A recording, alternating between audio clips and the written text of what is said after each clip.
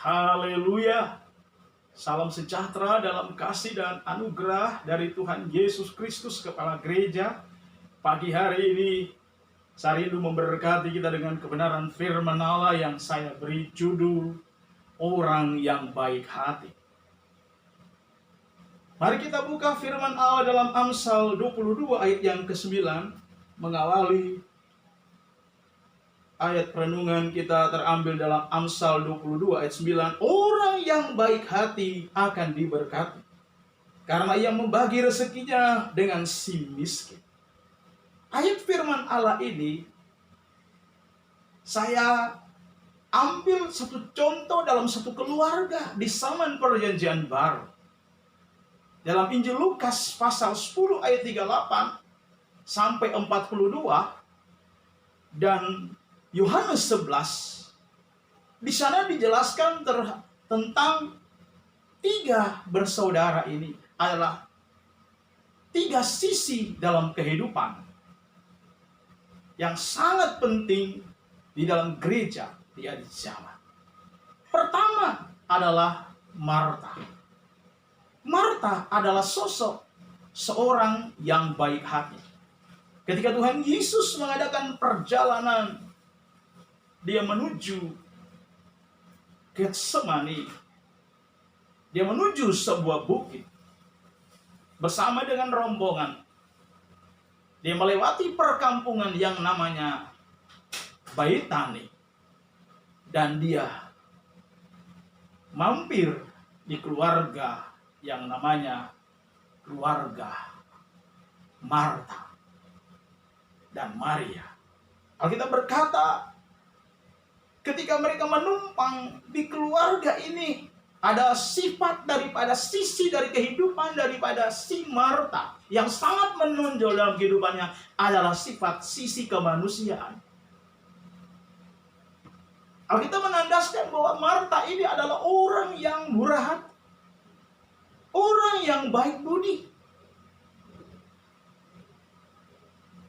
orang yang rajin, orang yang kekeh, yang momen-momen berikan kesempatan oleh Tuhan, dia manfaatkan waktu itu dengan baik dan benar, sesuai dengan talenta yang Tuhan beri dalam kehidupan Marta. Bukankah kita tahu seorang yang rajin itu pasti diberkati oleh Tuhan? Sebagaimana kata firman Allah dalam Efesus, suratan Paulus kepada sidang Efesus, dalam Efesus pasalnya yang keempat, ayat yang ke-13. Bagian B, bahwa kalau orang itu dia bekerja keras, dia pun pasti diberkati oleh Tuhan dengan berkat yang mengalir dalam hidupnya. Dia pasti berbagi kepada sesama. Dia pasti berbagi kepada si miskin. Dan Marta, sudut pandang Marta tadi adalah dari segi kemanusiaan, dia melayani Yesus dengan kasih. Dia memberi makanan, dia memberikan, memuaskan kehidupan dari Tuhan Yesus bersama dengan murid-muridnya. Dan sisi Marta ini ada di sepanjang zaman, ada di dalam gereja, ada di tengah-tengah jemaat Tuhan. Bukankah juga sisi Marta itu ada di gereja kita masing-masing? Mereka boleh menjadi ramuan dalam pekerjaan Tuhan, menopang pekerjaan Tuhan. Bahkan dia menghidupi pengembalaan, menghidupi hamba Allah dan keluarga hamba Tuhan. Mereka boleh menjadi ramuan dalam pekerjaan Tuhan. Sisi Marta adalah sisi kemanusiaan. Acap kali orang hanya mengukur bahwa Marta, mereka salah memplesetkan bahwa mereka melihat pernah Tuhan memang sempat mengoreksi kehidupan daripada Marta. Di dalam ayat 39 sampai 40, di mana Yesus pernah berkata, Marta, Marta, engkau menyibukkan diri dengan banyak perkara, tapi hanya satu yang perlu. Maria telah mengambil bagian yang tidak akan pernah hilang dari hidupnya. Adalah Maria duduk di kaki Tuhan, mendengar firman dan nasihat Tuhan. Dari sisi Maria ada juga dalam gereja Tuhan di sepanjang zaman. Karena menopang pekerjaan Tuhan, boleh menjadi pelayan gereja, majelis, menjadi pembantu mimbar. Di dalam gereja Tuhan sepanjang zaman ada juga sisi daripada Maria. Dia menguasai kebenaran firman Allah. Dia banyak menimba kebenaran firman Allah yang disampaikan oleh hamba Tuhan yang mendidik dia. Bahkan dia banyak membaca buku literatur. Dia dipengaruhi dengan kemampuan berpikir yang jitu, difasilitasi dengan kebenaran Allah, dengan logos, dengan firman, keilmu daripada Allah.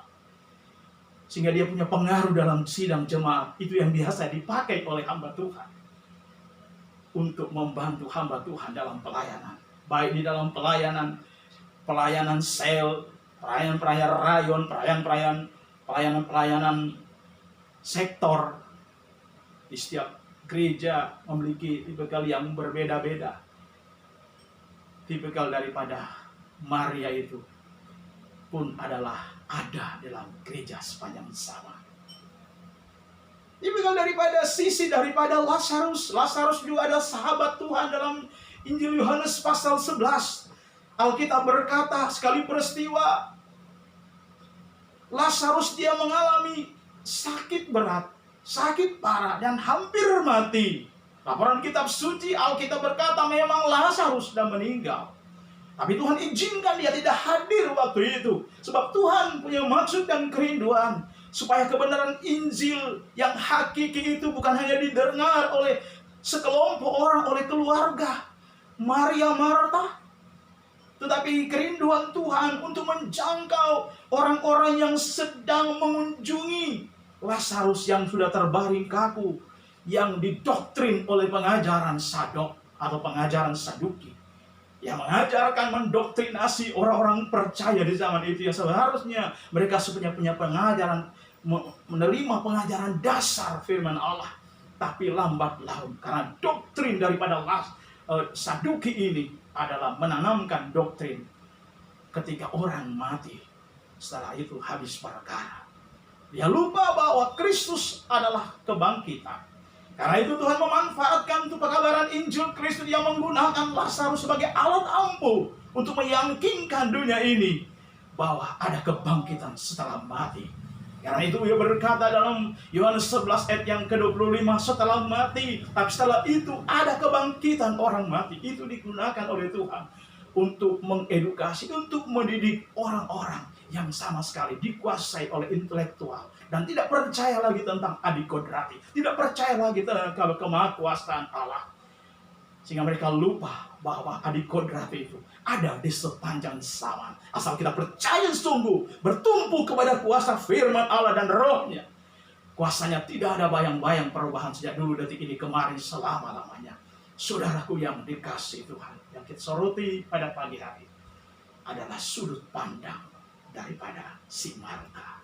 Si Marta menurut sejarah dalam Alkitab ada dalam gereja kita sepanjang zaman, menjadi ramuan dalam pekerjaan Tuhan, menopang pekerjaan Tuhan, menjadi ramuan untuk menopang orang-orang kudus, orang-orang yang susah.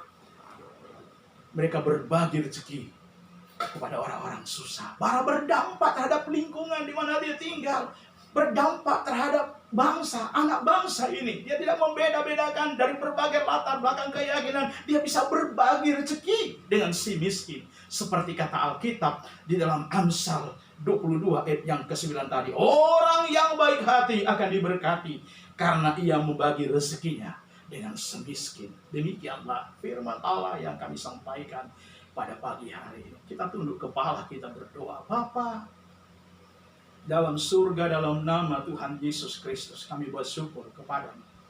Pagi hari ini kami sudah mendengar firman Allah dari hal ketiga sisi kehidupan orang kudus.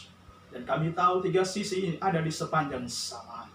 Baik sisi Marta dari kemanusiaannya, sisi Maria dari kehidupan spiritualnya, dan sisi Lazarus dengan persahabatan yang baik dengan Tuhan. Menjadi contoh bagi orang lain, supaya orang lain tetap percaya kepada Tuhan dan tidak kehilangan jati diri di hadapan Allah. Terima kasih Bapa, terima kasih Yesus, terima kasih Allah Roh Kudus meteraikan firman Allah dalam kehidupan kami yang sudah mendengar firman Allah dan nasihat pada pagi hari ini. Terima kasih. Di dalam nama Tuhan kami Yesus Kristus kami berdoa dan mengucap syukur. Haleluya. Haleluya. Amin. Shalom.